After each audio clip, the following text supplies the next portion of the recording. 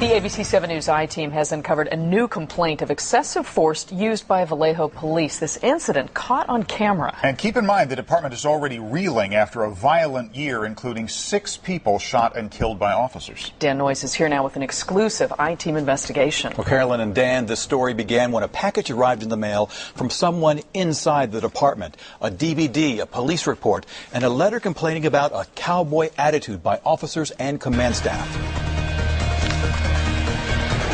Imagine you're a police officer on patrol. It's a warm summer day when the call comes in. A 22-year-old complaining his roommates beat him up and kicked him out of the apartment. Are you injured? Yeah. They punched me in my face, they choked me out, ripped my clothes, tried to steal thousands of dollars worth of my stuff. It's all out in front of the house. The victim is upset how long you took to arrive. And you guys took 45 minutes to get out here.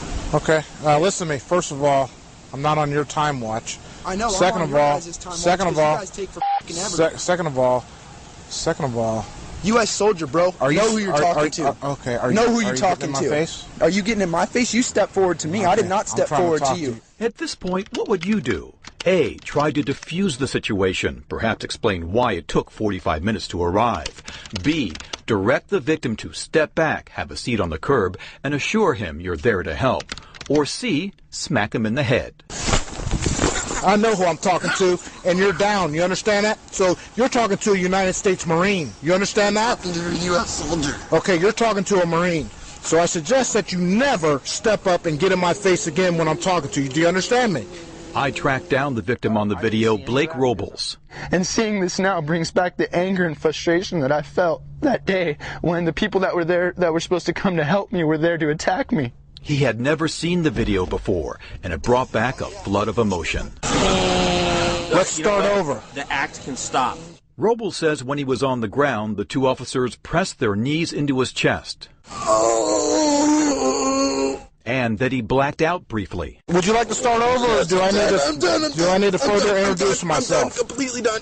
I'm completely done. I don't need to further introduce myself? Okay. The officers accused Robles of faking it. What was all that moaning and stuff you did on the ground? Was that because my knee was in the center of your chest and you were having a hard time? What was that moaning, you son of a b****? That was me not being able to breathe! Whether you're in a bad mood, whether you're angry, whether they feel you're being disrespectful, it doesn't matter. They are there to protect and to serve us. And that day I was not protected, I was not served, and I've never felt safe from the police department since then.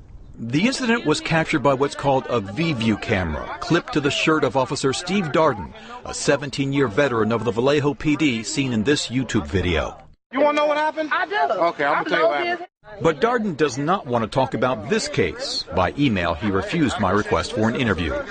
Darden's best known outside the department for his rap music, after he recorded a tribute to Vallejo officer James Caput, who was killed by a suspected bank robber in 2011. Jim Caput, badge 497, yeah, won't be forgotten. We know you up in heaven. And Chief Joe Crines declined to be interviewed when I caught him outside police headquarters. He told me he wasn't chief at the time of the incident. He arrived last September from Novato. But this package arrived here at ABC 7 just last month, sent by someone inside the Vallejo PD who's concerned about conditions there right now. Along with the DVD and police report, the source wrote a letter describing a pervasive cowboy attitude in the department. The source described what happened to Blake Robles and wrote, "Criminal behavior is being allowed and nothing is being done to stop it.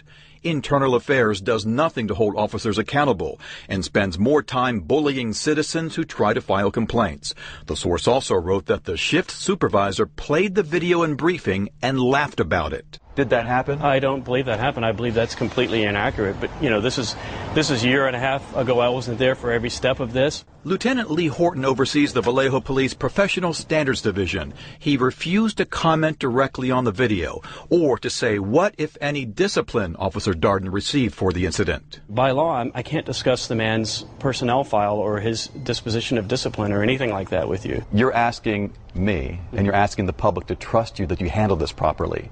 I'm not sure there's a lot of trust here.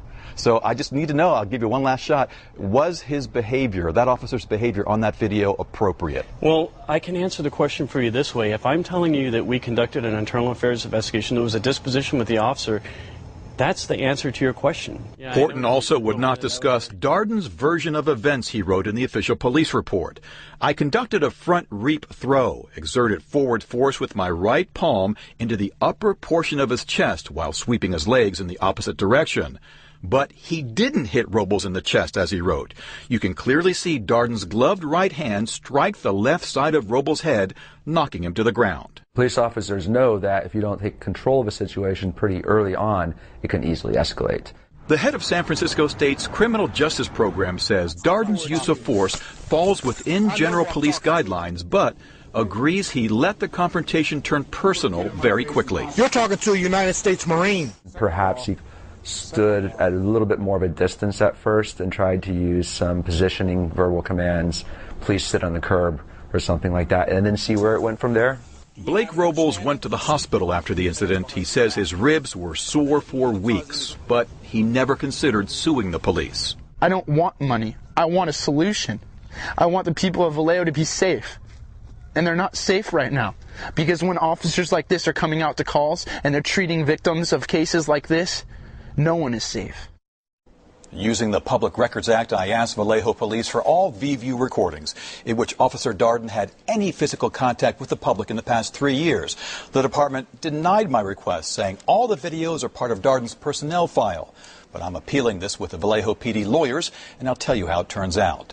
And if you want to check it out, I'm posting that full police video in this case, along with a letter from the source at abc7news.com.